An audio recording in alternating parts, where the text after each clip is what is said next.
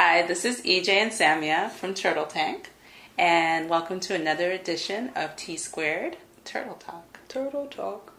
So, EJ, when does one push and when does one rest? And I guess that's a big question for us overachievers, overcommitters, people who undercover perfectionists, activists, artists, entrepreneurs, doing a million things at the same time, scholars, educators, etc. So, especially in the sphere of social change. Yeah. Okay. You can't rest. There's always something important to do. Right. Especially in that space. So, when do you rest? When do you push? So it's kind of a trick question because I feel like you should never be pushing. Like if you're pushing yourself to get stuff done, then that's already the sign that you're doing something wrong. You're not listening to like your body's cues. You're not listening to your own natural rhythm, and you don't really understand how you work. And so I think that, it is an important question. Because I think that there are times, like it is important to distinguish between like, okay, when is it that my body that's telling me that I need to rest, like my energy is really low, I don't have the energy I need to get things done. And when is it that I'm actually afraid or I'm actually trying to avoid a task. And so therefore I'm like, oh, let me take a nap, And so it is important. It's something important to like learn and begin to like distinguish. And I think the mistake we make is that people go to like productivity systems to go and like learn that, like figure out like, wait, when do I rest? When do I push?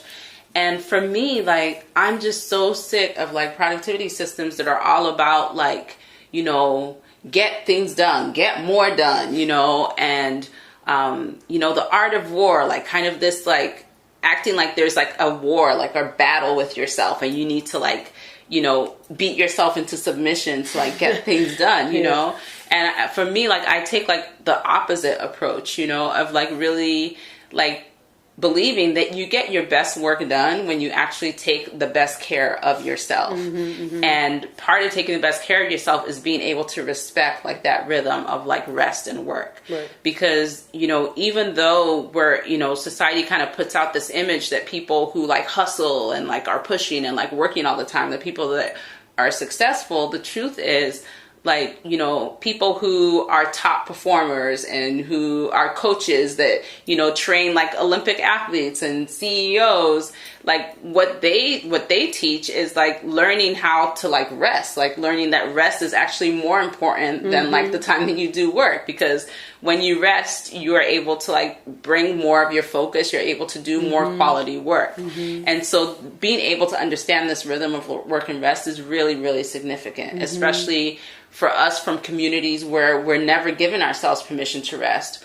or we've grown up in families where we've seen our parents like work and push, so hard that it feels like shameful for us to like rest, or we feel like we have no right to. Or when we're working on causes that are so important, that are really a matter of like life and death, it's hard to give yourself permission to rest. Absolutely. But I think when you understand what that rest really is, and that rest is really about like fueling you to do your best work, then it kind of like shifts the whole dynamic. Right. And so I think this question is like less a question of like, when do I push myself to work and when do I rest? But more a question of like, how do I understand my own energy and how my own energy works and how I do my best work? Right.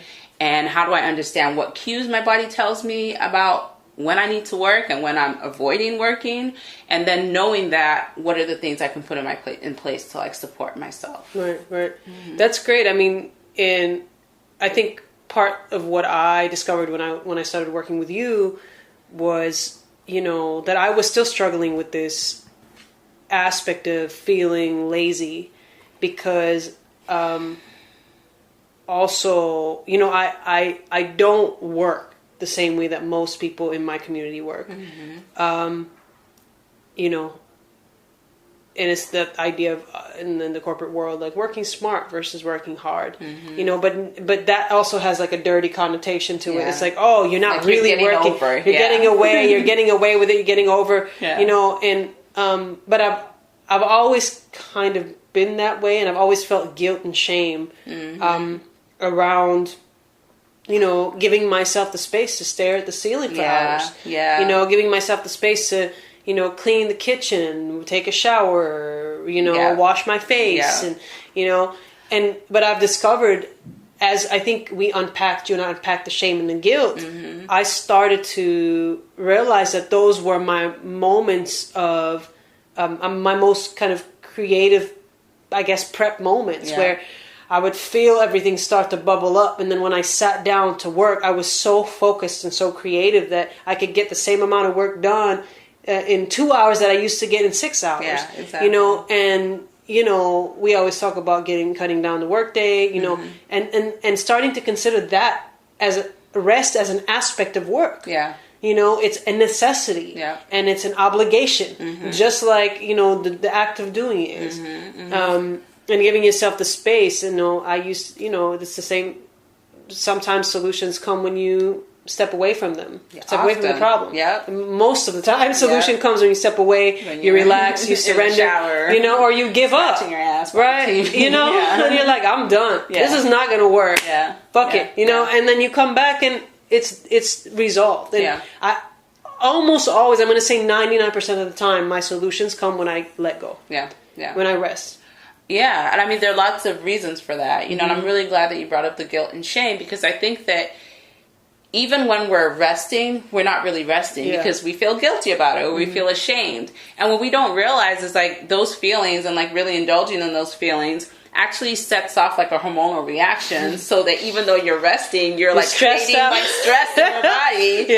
And like when you're stressed out, like part of what happens is like the left and right side of your brain can't communicate to each other anymore. So that's why you can't be creative and like problem solve when you're stressed out. And so, like a lot of times like that rest is not real rest because you are like, stressing your way through it. And so it's really about learning how to take a real rest and like enjoy that rest and then have the benefits that you're talking about. Exactly.